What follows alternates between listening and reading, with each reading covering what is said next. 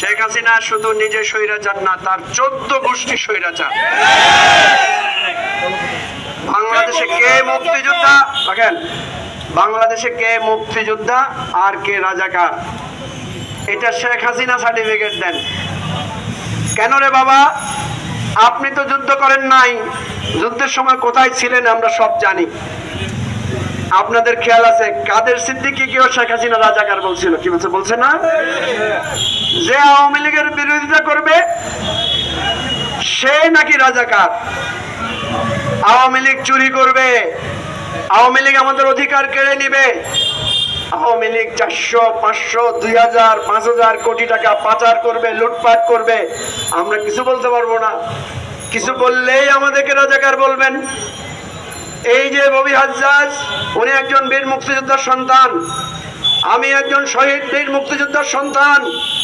আমাদের এখানে যারা আছেন বিপি নুরুল হক নূর সহ সবাই, আমাদের দাদা নানারা সবাই এই দেশের জন্য সংগ্রাম করেছেন, যুদ্ধ করেছেন। তো যুদ্ধ করছি বলেই মুক্তিযোদ্ধার সন্তান হয়েছি বলে এটা কি আমার বাপের তালুক হয়ে গেল?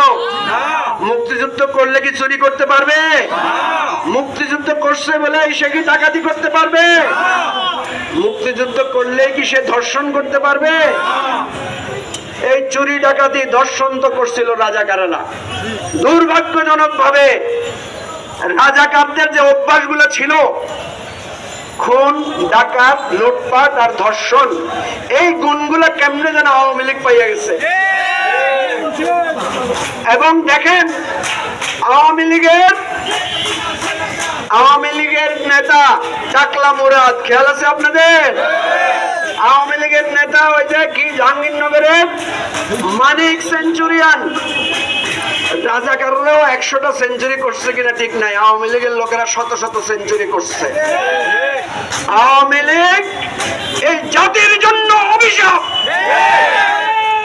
শেখ হাসিনা, আপনি মানুষকে বলেন রাজাকার, আপনার 14 গোষ্ঠীর রাজাকার এবং স্বৈরাচার।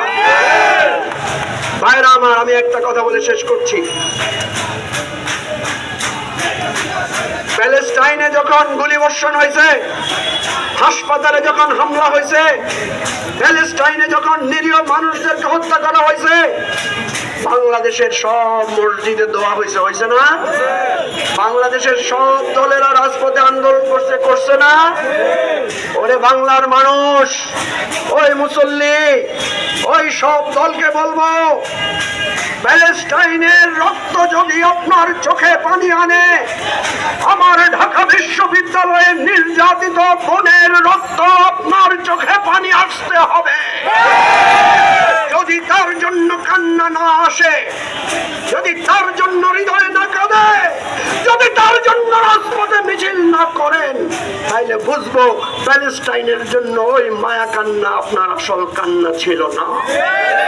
সুতরাং আসেন, দল মত ভুলে, ব্যানার গুটিয়ে ফেলে, স্লোগান বদলে ফেলে, সবাই এক কাতারে এসে স্বৈরাচারের বিজয়ের সংগ্রামে সামিল হয়। বাংলাদেশ জিন্দাবাদ।